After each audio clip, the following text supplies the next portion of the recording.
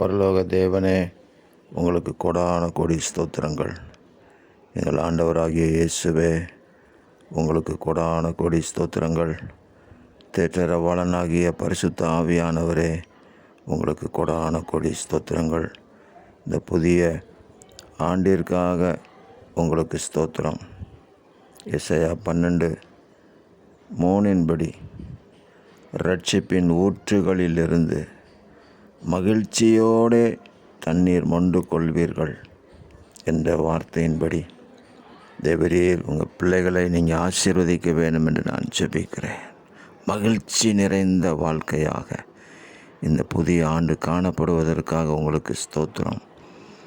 மகிழ்ச்சி நிறைந்த குடும்பமாக இந்த ஆண்டு காணப்படுவதற்காக ஸ்தோத்திரம்.